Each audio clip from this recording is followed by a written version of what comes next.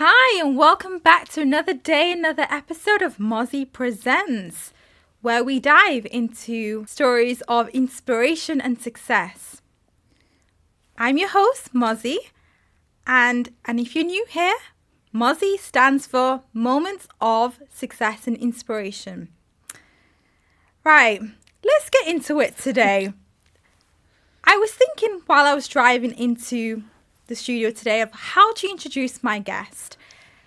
So, as this show is all about inspiration, so this person I met when I was 16 years old, and I was so inspired from this young adult at that time that I embodied her as I grew up into my 20s and into my 30s. And she truly is such a kind human being, and her energy is so contagious that I finally found someone who was a weirdo just like me. So welcome, Surraya. Hi, Mozzie. How are you? Good, thank you. And I don't think I was fully worthy of that No, intro. you were. Honestly, I remember when I was 16 years old, when we met on a family vacation in Egypt, like your energy was so contagious. I was like so drawn to you, and I was like, wow, I found my other weirdo in life. Wow. And were you 16? Yeah, I was 16. Oh my gosh. So I'd just finished my degree. Wow. And we met in Egypt. Yeah, you were just full of life. Oh, thank you. And you lived life how it should be lived. Yeah. Well, you've got to, haven't you? Yeah, but I think nowadays, we as humans, we get so stuck with our day-to-day lives that we forget to live. Yeah. Everything's just a rat race, isn't it? Exactly. But how are you today? Good, thank you. And all the better for seeing you.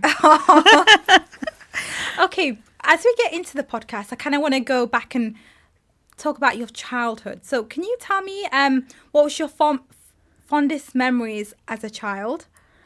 Oh, merged into one. It was just being that wild child. And I was always a weirdo. I don't think I ever fitted any norms or conformed to stereotypes. So I grew up in a little town called Dewsbury, which I'm sure is famous or infamous for a lot of things. And it's a very close-knit community. People stick to traditional ways of living. Yeah. But I just never did. I don't think my mum ever let me. I just did whatever I wanted to do. So, but what made you do anything and everything? So I come from a very conflicted, in a way, family. So my dad was an immigrant. Okay. Or is an immigrant. And my mum was born in this country. So their values were kind of misaligned in a lot of senses, which gave us a lot of benefit, if that makes sense. So my mum was very, you're going to go out, you're going to get an education, you're going to learn skills, you're going to, you're just going to do it all, do whatever you want to do and enjoy it. Whereas my dad was always a bit reserved, like his friends would tell him, no, they can't go to that school, they'll lose their values, you can't. But my mum was like, nah, you're going to go. So because my mum was so strong-headed and so driven to make sure we got our needs met, so it just kind of like transpired through us, and siblings. It's so beautiful that you said that your mum inspired you as a child and obviously wanted you to do the best that you could in life. And nowadays, you don't see mothers doing that, if that makes sense. They're more like you have to be a certain criteria, like you have to go to university, but and that's the thing. I think as you get older, you realise more. You see more of what your mother did, especially when you become a parent, or when you take time to step back. You see the sacrifices they made, or you see what they fought for. Yeah. So my mum did do a lot of fighting for us, but so she broke a lot of social norms herself. Like in that generation, like women didn't study, women didn't drive, and that just wasn't in the Asian community. That was in the wider community. In Dewsbury? Yeah, well, anywhere. And it was just not seen for women to learn how to drive. It wasn't seen for women to go out to work. They had very traditional roles. So my mum, when she was 10 years old, so my grandparents, her parents moved here in the late 40s, early 50s. Okay. They started selling fabric. Okay. So my mum would take fabric from the shop. Well, they had the shop in the living room, and start sewing. And then she turned that into a business. So she started sewing for neighbours, and she ended up becoming a little entrepreneur. By the time she was 20, she moved out of making it in the house into her own little business outside. And then she went into fashion and design and things like that. So, and my granddad still tells me, people used to come up to him and say, no, you can't let your daughter work.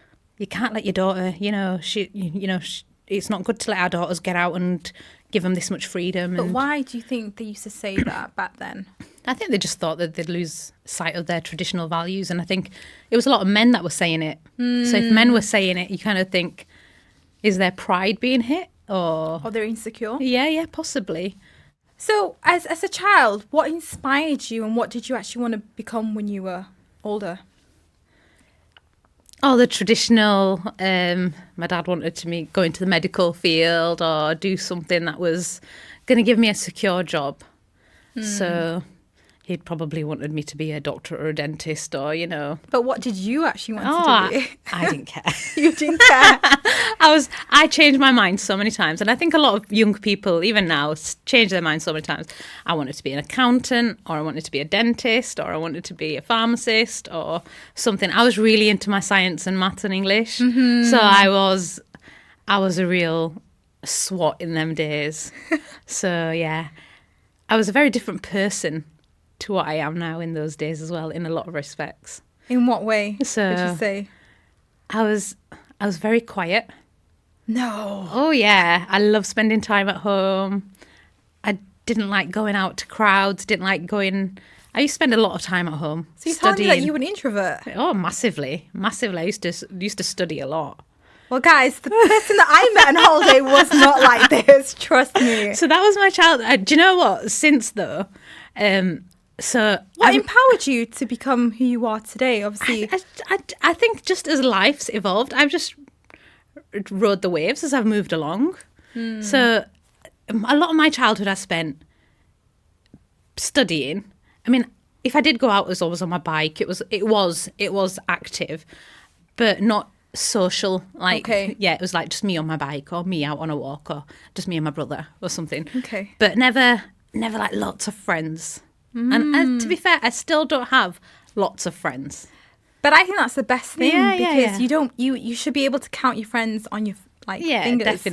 Definitely. So but then and I think having that foundation of my education has massively helped, because then I just thought, right, I've secured my knowledge. I've got that there. Now I'm just going to work on building my character. And I was always active. I'm not saying that was. And then I started like looking into fitness, and I started swimming and used to do all those things just in my spare time. And then I became a teacher, science teacher. So what inspired you to become a science teacher? Like, talk us about your career path and how it actually led you to become a science teacher. Oh, so I did really good in my GCSEs. Okay. I went to a really affluent college, and then I applied for accountancy through UCAS. I was going to go for accountancy, and on results day, my brother was with me, and he goes, "Do you really want to be an accountant?" And I was like, yeah, I've spent all this time doing my dad's accounts because my dad has his own business, and I used to do all his bookkeeping in the back. I'm like, yeah, 'cause I kind of know what I'm doing. And I was like, it's a bit boring, isn't it? I was like, yeah, but I'll become a maths teacher. I went, boring. He was like, it's just not you. Do you really think it's you? And I needed that question. I was like, probably not. And then he's like, so what do you think you want to do? And let's ring university and see if there's any clearing places. And I says, well, I still want to do my sciences. I enjoy science. The thing with science is I was never very, very good at it. I think you don't have to be good at anything. You just got to be passionate about what you want to do. I enjoyed it. And because I enjoyed it, I did achieve in it. Mm-hmm. So I did. And then, so I got a university place in pharmacy and management, so I did that instead. And then I still went to becoming a teacher, but I just became a science teacher, and it was more fun. Amazing. And what have you learned throughout the years of being a science teacher? What do you enjoy the most, and what do you hate the most? Okay, so what I hate is teaching to exams. Okay. Absolutely. In terms of like the education part of it. What I absolutely love is the fact that I can share my enthusiasm. I can make it interesting. And it's such a versatile subject. There's always a way of getting a child enthused about the subject. But how do you do that, though? You got to find the way. So some kids really like to see things that are whiz and bang, right? So you find something that makes them. The only thing I can say is, like, you see the light bulb moments. Okay. So you'll see a kid go, oh, I get it now. Did they get it through seeing a demo? Did they do it themselves? You know, there's different ways in which you can actually entice them into the subject. Okay. And that's the penny drop moment or the light bulb moment or something. That's actually you giving you're having your little moments of giving them your success and inspiration by what you do in a classroom. Yeah. I hope so. No, I think so. Yeah, Because yeah. obviously you just said that light bulb moment, you can see it. Yeah. And I bet that brings you so much joy when you do see that moment. Yeah. Because you're like helping another human being. Yeah, definitely. That's what gets me through my day.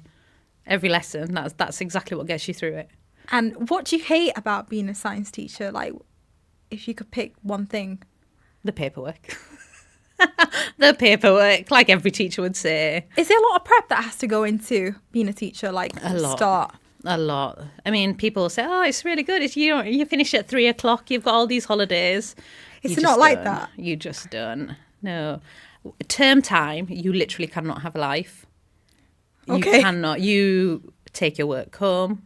What? Yeah, you'll work through the evening. You might get... So if you do go home at 4:00 from school, you might have an hour to yourself and then you're back on it.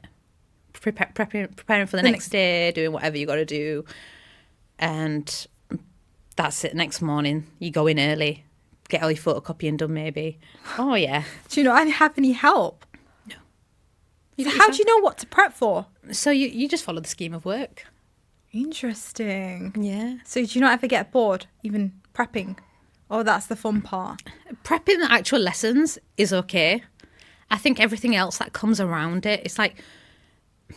This is my 16th year now in teaching. Wowzers. Since we met, that's the year I became a Wow. teacher. That was the year I became a teacher. So, the actual prepping of the lessons is good because you can kind of, you visualize what the kids are going to do. Okay.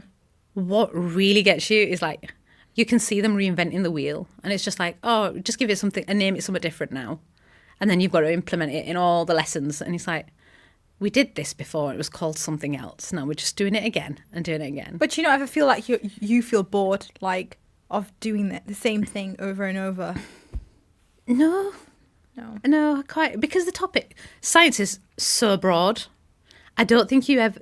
I mean, you do teach the nature of the same topic, but you would never teach the same thing the same way again, if that makes sense. Makes sense. Because you're never going to have the same kids in front of you. Yeah. And You've taught it to one year group, you teach it differently to another. when you do teach a year group, have any students come up to you and told you that you've inspired them to take science on as an A-level or...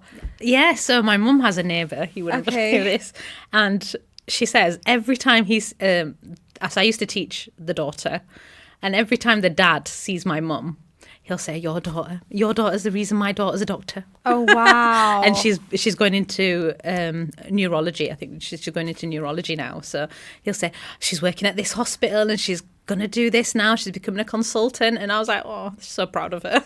But, Wow. Yeah, and he'll always say that. And then if he sees me, he says as well. And I love that.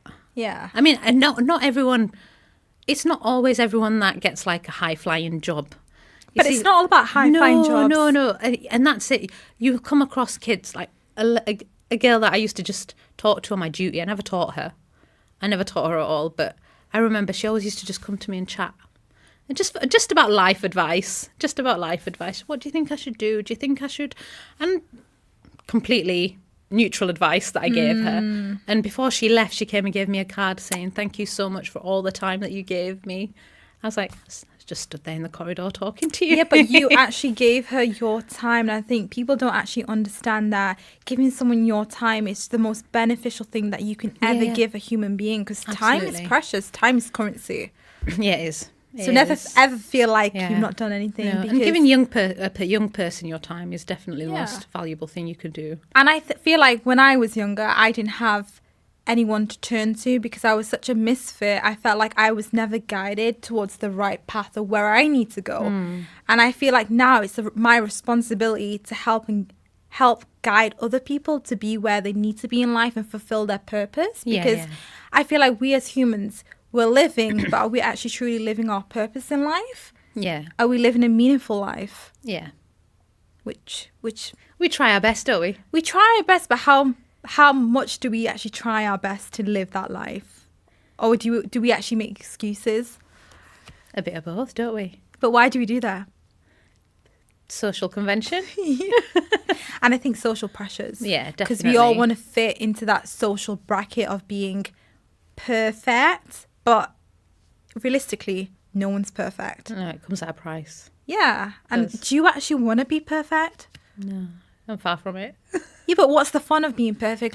Like, you can never achieve greatness when you're perfect, because I feel like when you're at your lowest in life, beautiful moments happen from when you're down low. Absolutely. Because they say artists, when they go through like heartbreak or something, and when they create music, they create hits. Yeah. For example, look at Adele. Oh, yeah. So moving on, tell me what obstacles you faced as a young adult.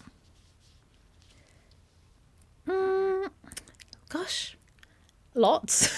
And then not lots as well. In a lot of respects, I was very privileged. Like, I had very supportive parents. I mean, in terms of like having Yes. supportive mum, having not being held back in a lot of respects.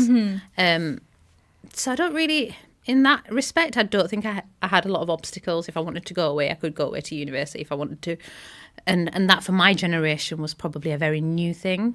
It wasn't, there was a lot of, What's she doing? Why is she doing this? Should And she be it's- doing this? It's an unknown entity, isn't Yeah, it? And definitely. that's something that a lot of parents would probably feel a reserve for, and especially a female Yeah. doing that. And a South Asian female. Yeah. Whereas my mum was a bit of a risk taker, so she was a risk taker, she'd say. Just like you now. yeah.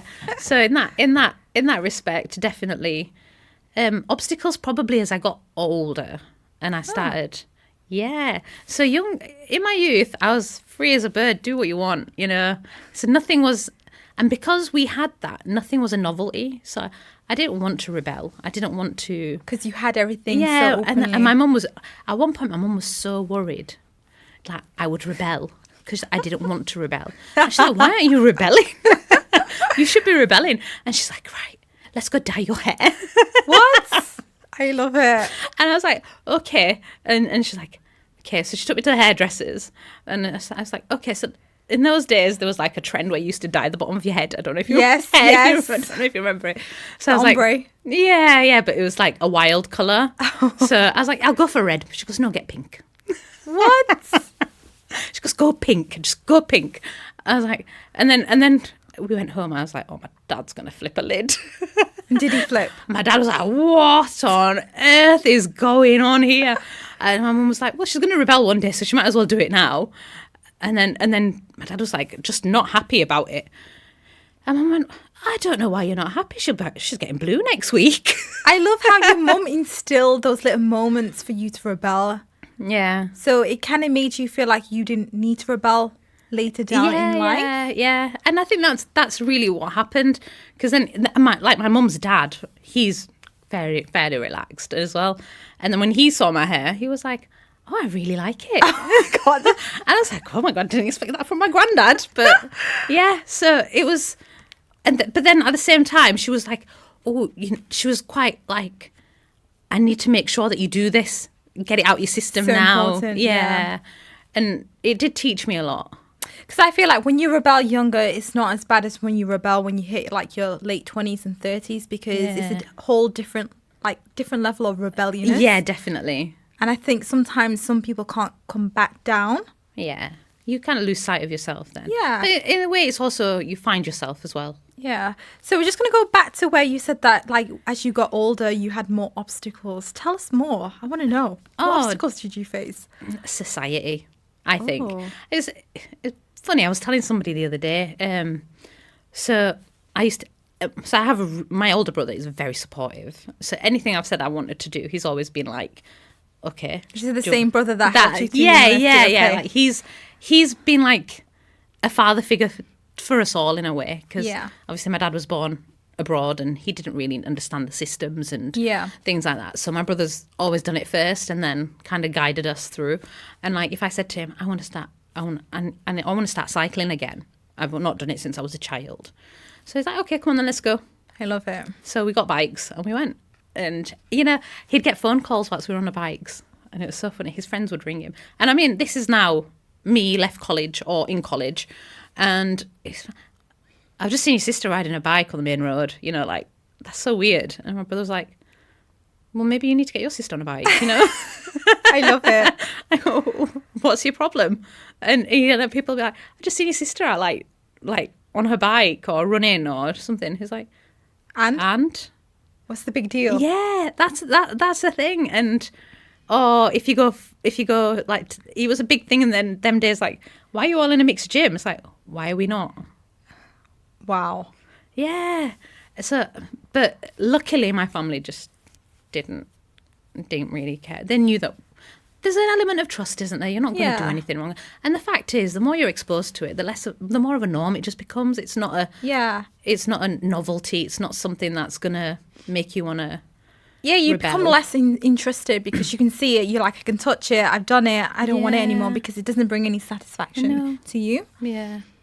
So another topic that I want to like touch on is to talk about friendships and marriage. Oh, gosh. I think in today's society, I think it's so important to find your tribe as women, as South Asian women, and marriage too, because I feel like nowadays women are just getting married for the sake of marriage and they're not actually finding their partner in life. Yeah. And why do you think that's happening? Do you see that too? And how was it for you? To be honest, I do see it, and it wasn't easy for me. I'm not gonna sugarcoat it all, and I'd put it down to we don't slow down. Okay, interesting. And everything's just time scale. Yeah, the time scale, life, everything's just rushed, isn't it? We do everything on a convenience basis. Everything's fast. You've got to do this, and you do this, and you do this, and you do this, and everything's instant gratification. Yes. Everything in life at the moment is instant gratification. Everyone's got short attention spans, everything. But when it comes to you building your character and finding yourself, you've got to slow it down. Yeah, so true. I mean, like, you've been in this. So if you go down the conventional college, university kind of route, or if you're even just training in a job, you've been so focused on achieving that you miss. You've lost sight of yourself in a way, haven't you? So true. And then a lot of the South Asian community will say, oh, now you got your degree and you found your first job, get married. Let's find you someone to get married, or find yourself someone to get married. But are you truly ready? Yeah. Do you know where your values are? Do you know what you want your purpose to be? And even if you want to be a housewife, which people do, which is fine. Yeah. This still has to have a sense of purpose. I do not believe anybody wants to just sit at home. I agree. Think and that can be anything. It could be voluntary. It could be still picking up on skills, still learning skills, sharing skills, anything like that. And it's really important that we slow down and find ourselves and take that.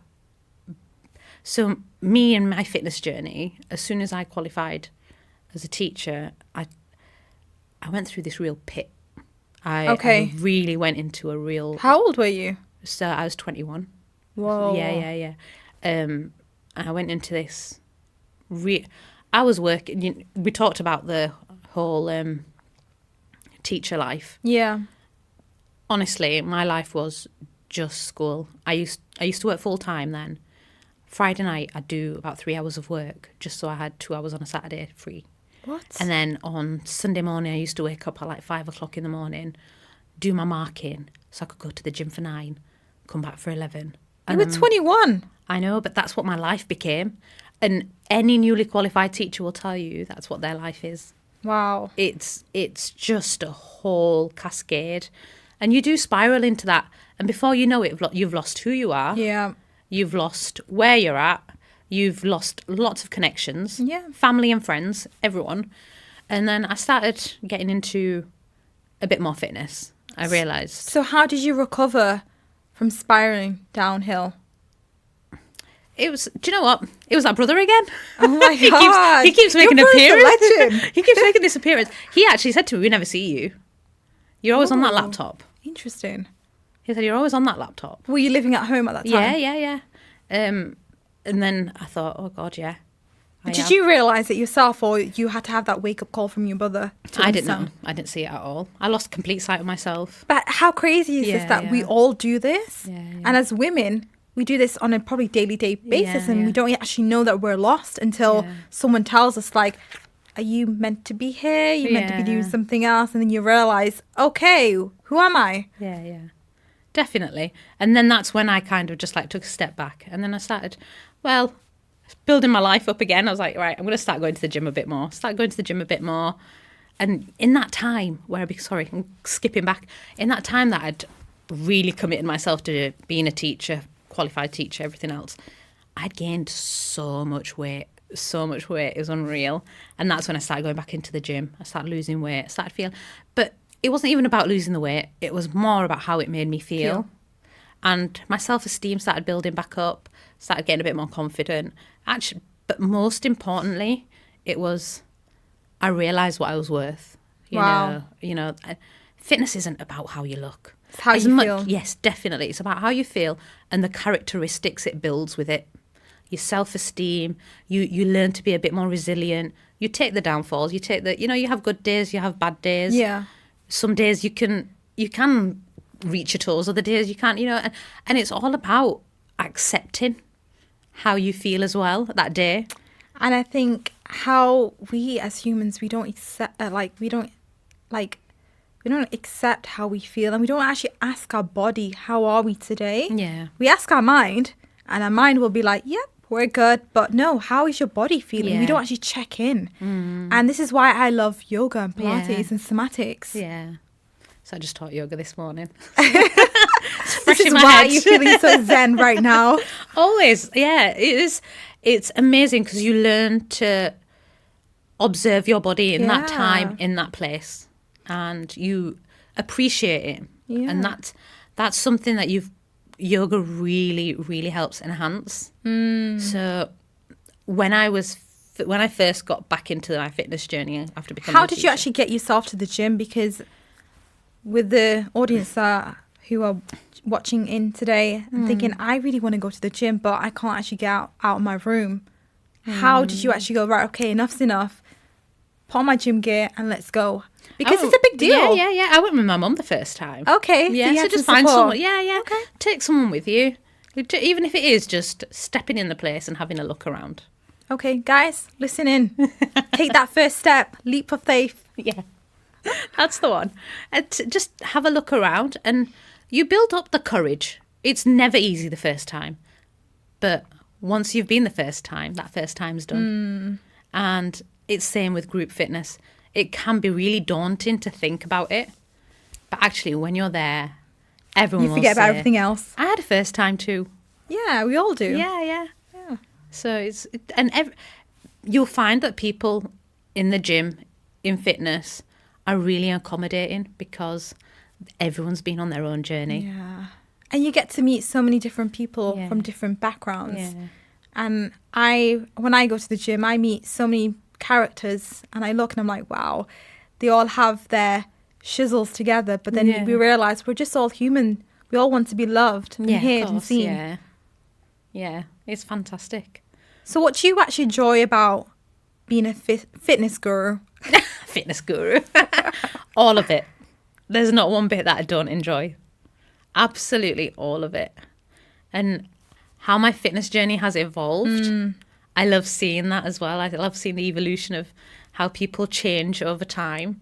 So I never look at trends online and stuff. I find them they can be quite damaging to some people. Yeah, I agree.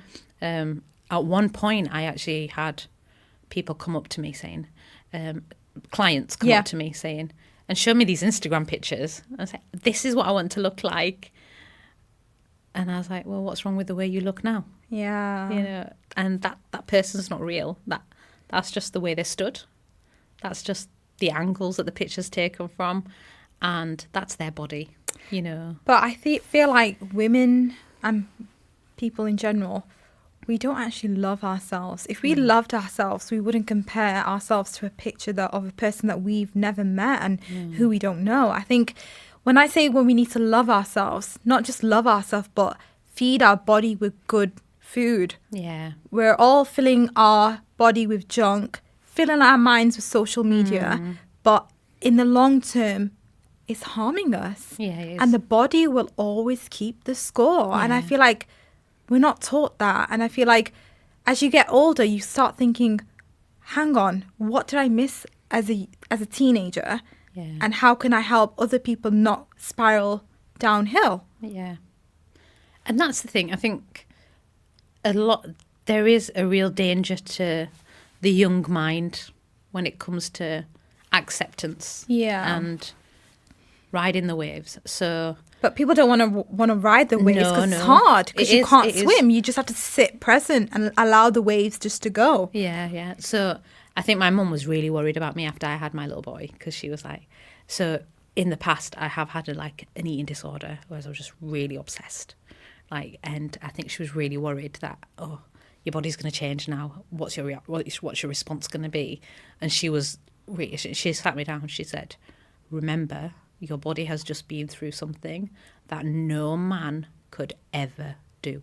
Wow. And that hit me, and I was like, yeah, I'm just going to embrace the rules. I'm not bothered. Yeah, and I wasn't, because I had so much going on anyway. Yeah. But I have seen the pressure in society is phenomenal. Yeah. Like, for women to bounce back. They call it bouncing back, don't they?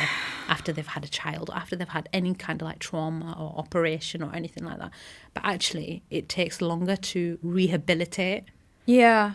And then you lose weight. If you don't want to. You know, it is what it is. Yeah. I actually want to go back and when you said that you had an eating disorder. I never knew this. And I feel like a lot of women do go through this, but they don't talk about it. Yeah. So would you be happy just to... Yeah. So that was in my early teaching. So one way I'd lost complete sight of myself. And one way I handled the stress was just to not eat. That was one thing I could control, not eating. Wow. And I used to eat, but I was... controlling what I ate, and it was all clean. Never ate anything that was unclean. Oh, I used to eat the most. So now I don't even... Now I'm so into not going back down that route. There's certain foods that are so clean, I just won't touch them. Wow. Yeah, it's mad, isn't it? And I'm not bothered. I used to prepare things like bulgur wheat and quinoa and all this stuff, and I used to make sure that it was all weighed and properly prepared, and now I look back at it and think, do you know what? It never actually gave me the satiety that I needed. I'm just going to eat what I want to eat and to the fill that I want to. But how did you actually realise that you had an eating disorder? When was that light bulb moment and okay, I think I have a problem and I need help? How did you actually realise you had a problem and how did you find help? I have no idea. But I do. There's several things that happened, I think. Did your brother come to rescue you? Pardon? Did your brother help? I love it. So we went on a trip to India. Okay. And I think all I could think about was, I need to go for a run. And then obviously it was kind of like cold turkey. I didn't go for a run. And I think that started my healing. Interesting. Yeah. So I was and I think I was about 7 stones. What? Yeah, I was about 7 stones at that point. Yeah. And obviously my family kind of did say, just eat, eat this, do this, But my mum was like, I mean, I'm happy you're eating, but you maybe need to just eat a little bit more, But in those days, it got to a point where I started exercising to manage to look after manage my stress at work. Okay. And then it had got to a point where I was exercising so much that became like an obsession. Just so it was that. But now that I overcame that obsession, Yeah.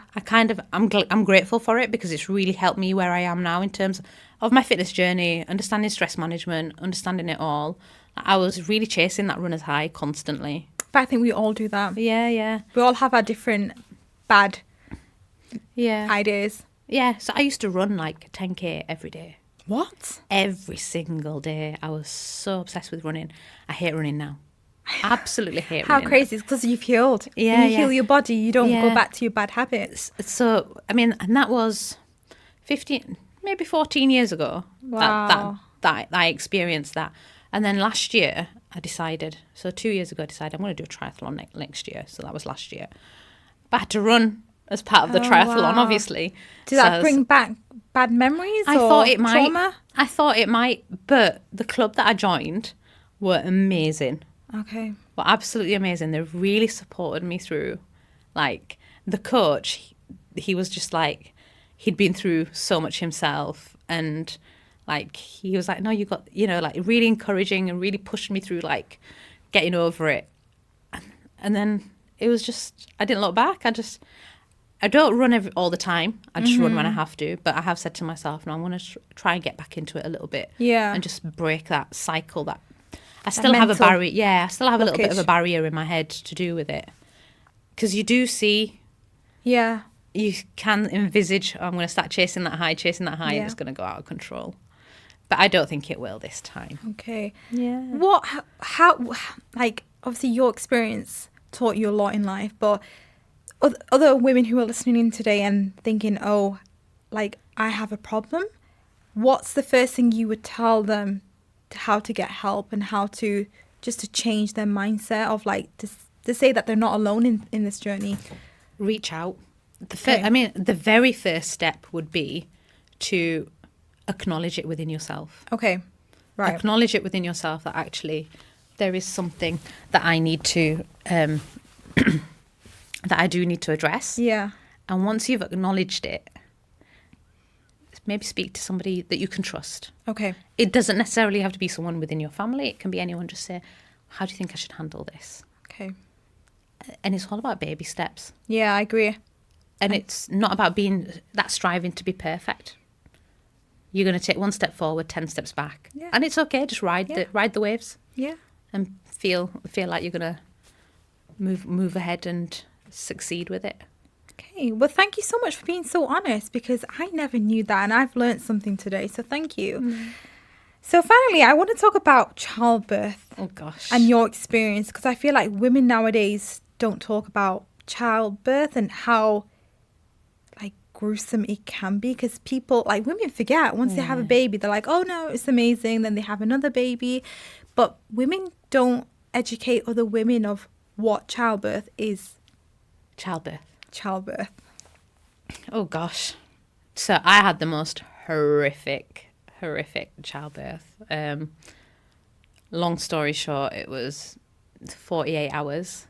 And then it ended up with me having an episiotomy. Wait. 48 hours of labour. And why they let me go that long, I have no idea. But how long can labour be up to? So I was active. I was put on a drip, and that What? drip went on. So they put me through an artificial labour. So they induce you with a drip, and then they turn that drip up every half an hour. So I was put on at midnight, and the midwife said to me, "We'll have a baby by 2:00." But did you know that you were going to have they was going to set it off? I knew I artificially? would have to, because my waters broke 24 hours before that. Okay. I knew I would have to, if I didn't go into a natural labour at 24 hours after my waters broke, I knew I would have to go into the drip. So the midwife said, by 2:00 we'll have a baby. And then she went off shift, and as 2:00 came, I didn't have a baby, and they just kept turning it up. Oh my goodness. And it went on to the next day, midday, we were still there. Were you in pain? Agony. Absolute agony, to the point where I thought I was losing my mind. I was saying things I've never said before. I was just, hallucinating, you name it. I wanted to stand up, they wouldn't let me stand up. I wanted to leave, they wouldn't let me leave. It was all kicking off. And every midwife that came in, we've never had anyone staying this long. We've never had anyone. I was like, why would you say that? Maybe it's time to think about plan B. But then in the end, like 5 o'clock the very next day, I ended up going into theatre and having an episiotomy. What is that, by the way? So it's like a C-section, but down below. What? Yes. So when they say we'll stitch you a new one, you literally get stitched a new one. But how come you didn't have a C-section? Like, they just didn't think it. I would have been better off having one, but they just didn't give me one.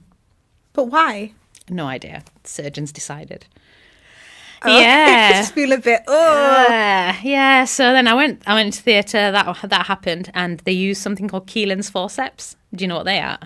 So regular forceps look like a pair of scissors. Have you seen them? Yeah. Keelan's forceps look like this. No, stop. Yeah. Oh my! I'm laughing now. Trust me, I don't laugh about it. Normally, it was horrific. Were you still awake when they did surgery, or? Yeah. They just give you an epidural. Literally, how my husband described it was, they put a sheet in front of you, right? Wear out that side of the sheet. He goes, the surgeon, she was like a car mechanic. She literally went like this, pulled everything out, flung the baby over her shoulders, shoved everything back in and stitched it up. Yeah, because I've seen it because doctors, what they do, they scoop the baby out when you have a C-section, Yeah, so they don't really talk about episiotomies, but yeah. I've never heard of it. Yeah, but then after that, I ended up, so I think they must have clipped my bladder at the time. Clip your bladder? Yeah, whilst they were doing this. So how much did they cut? No idea. But it was bizarre because I went on to the recovery ward the very next day. I was starving, by the way, because I hadn't eaten anything for 3 days. All I could think about was the fact that my mum and my sister had left some M&S white pistachio chocolate biscuits. And I couldn't reach them and they were just staring at me. I love it. So when I went onto the recovery ward, I could just feel this pressure. But I was numb, so I shouldn't really be able to feel anything. And then I buzzed in the middle of the night for a nurse to come, and she came and she went, you're under anaesthetic, there's absolutely nothing you should be able to feel. I says, well, I can feel something pressing me and I just want you to check. She lifted my bed sheets and there was a catheter, which I didn't even know I had a catheter. There was a catheter that looked like it was about to burst. What? Yeah, it was just like a balloon. Her face went white as a sheep. She went, I'm just going to go get someone. And someone was back straight away. So I think I don't know if that caused any damage, but the fact that I could feel it when I wasn't supposed to feel it really rang alarm bells. And then they don't let you go home until you've done a wee. And they measure so I weed. I filled the bowl and more. The midwife went, woof, blooming heck, you've given me a lot here. But again, that was... I just want to go home. I was like, I can't control it. I just don't... You're welcome. I just couldn't. For me, I've never had a baby before. I don't know what the normal amount is. I don't know. And she looked a bit concerned, and she was like, "Well, thank you anyway. You can, and I'll get your discharge papers ready." Blah blah blah. Went home, and long story short, I ended up in hospital 52 times because of my bladder after. And I still have problems. And for the first year that my little one was alive, I was in a catheter. What? Yeah. So how's that normal though? It's not normal. So how did you cope with that and that period of your time? Badly. It was a real adjustment to life because I've got a baby that's depending on me and got to look after. I've got to heal at the same time. Literally, I've had a C-section, but not had a C-section, if you know what I mean. And it was very difficult to juggle everything. And then you've got the pressures of people wanting to come visit. You've got people, and again, it's those barriers. So my family are quite understanding. They didn't really overwhelm and comment too much. But people from further out, they would just be like, "We're coming to visit the baby," or like, "Oh, what do I say? How do I say no?" But then you just have to. I just let them. I didn't know what to do. I just felt very vulnerable in that time, but you also feel very voiceless. Yeah. You do. you lose a part of yourself. And I think that's when having a support network really matters. People that can say, hold back. No, sorry. So how long did it take for you to recover and get back to your old self? I'm still recovering. Oh, wow. yeah, I'm still recovering. But again, like, so I was a real cardio junkie before, but now that my fitness journey is changing, it's more about rehabilitation. Okay. So like my consultant will say, how are you controlling this? I was like, I've just been doing Pilates. And she's like, well, I need to come to your Pilates classes. And, you know, it is about really slowing down. You know what we said earlier about slow. You can't rush healing. No, healing takes time. Yeah, for it sure. does. It does. And when you've had a child, the whole foundation of your core's been erupted. It's not just about the external core. It's everything from within. You have to rebuild. And it's from that depth. And it's hard. That's Yeah, the hardest yeah. thing you'll ever do is rebuilding yourself again. And to be able to give that opportunity to allow that healing to take place, you have to, again, going back to loving yourself. And it's that self-care. Yeah. Because if you're not going to do it, your child's not going to do it, your husband's not going to do it, no one in your family's going to do it if you don't take that first step. Absolutely.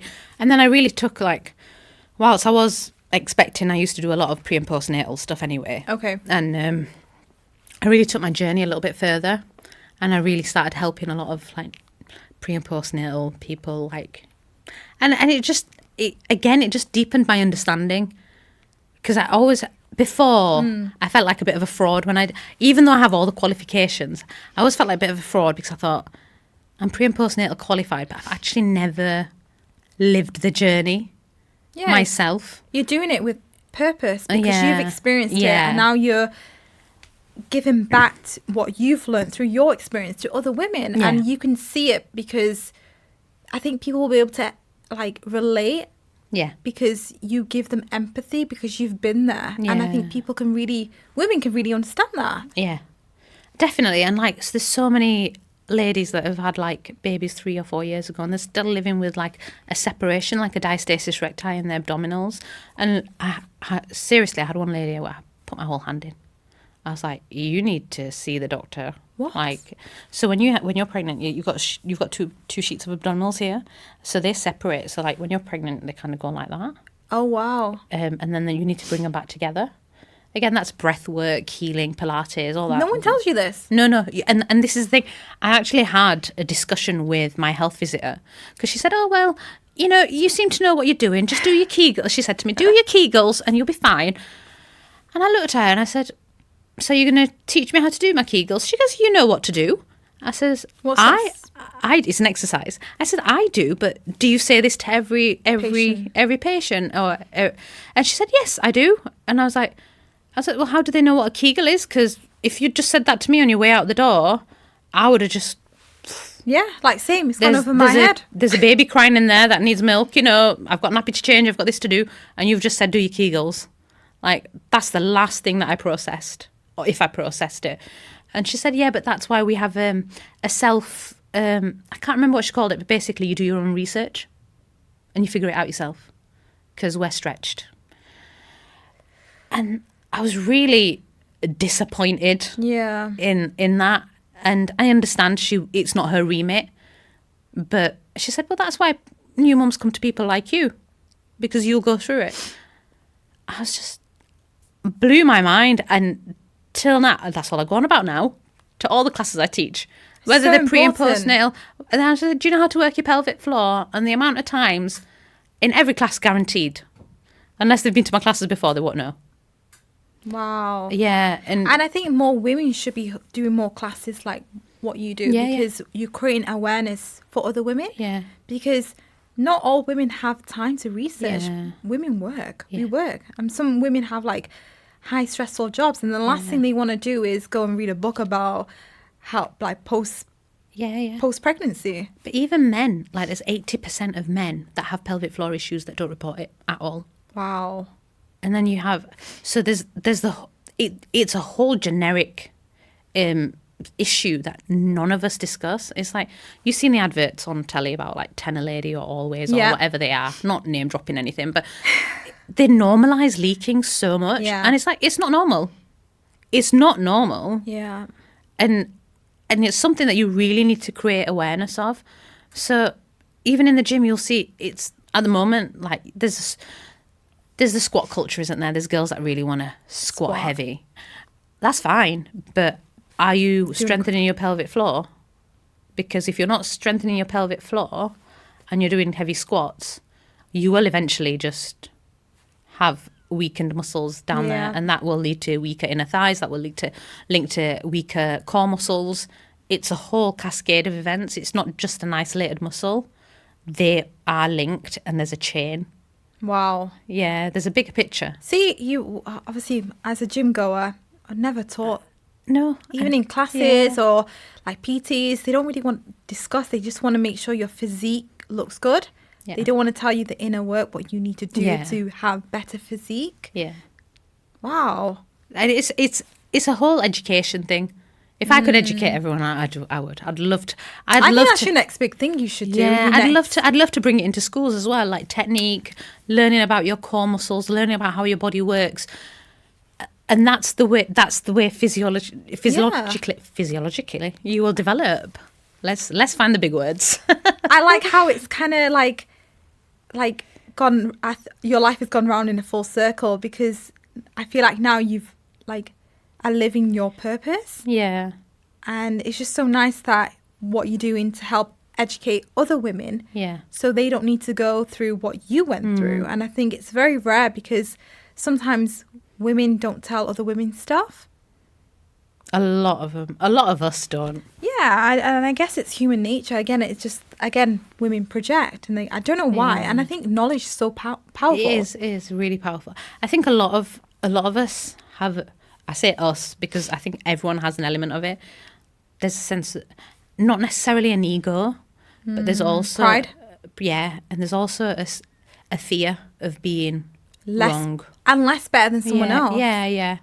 And the fear of, if I ask this question, they're going to think that I don't know anything, or they'll go tell somebody else, you know. And I think we need to create that safe environment between ourselves. Yeah, because we're not safe within our body. Yeah.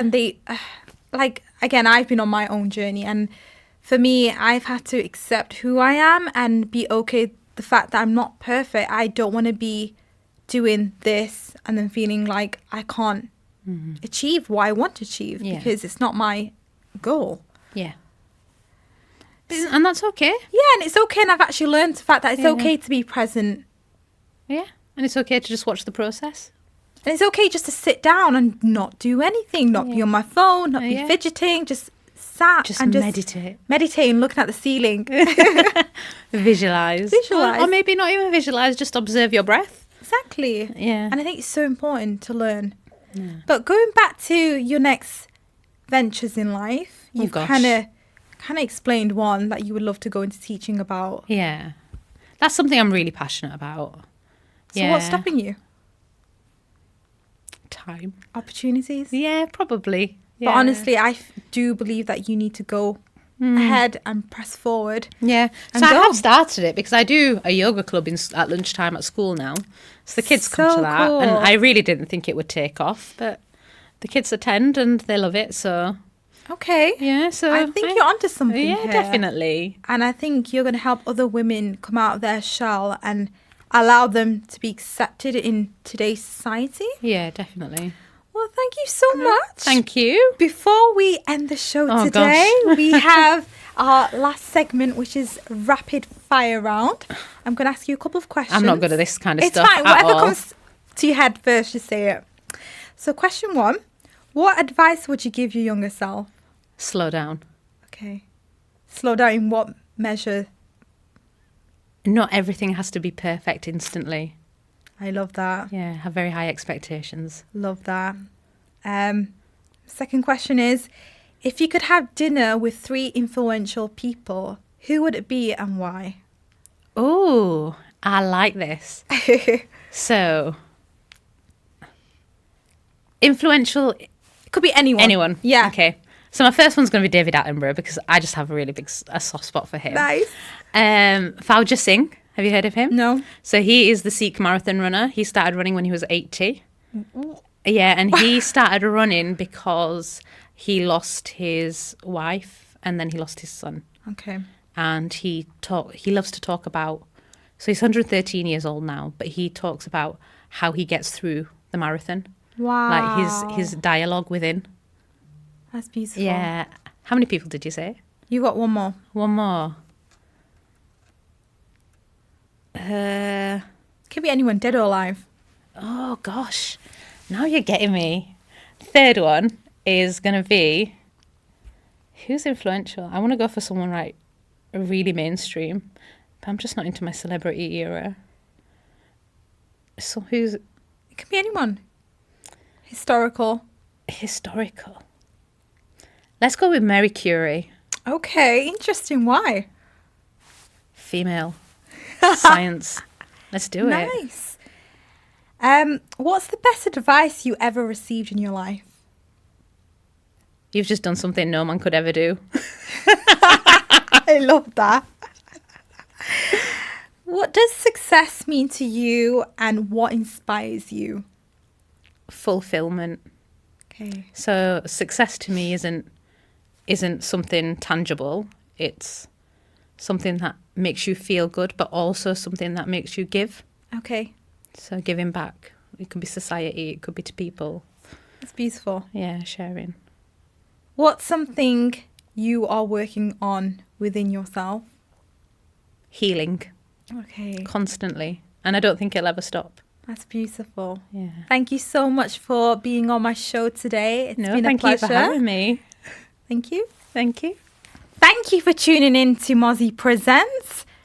We would all love your support, so please like, subscribe and comment below. By subscribing, you'll never miss an episode. And by liking, you'll be sharing the love with everyone. Thank you.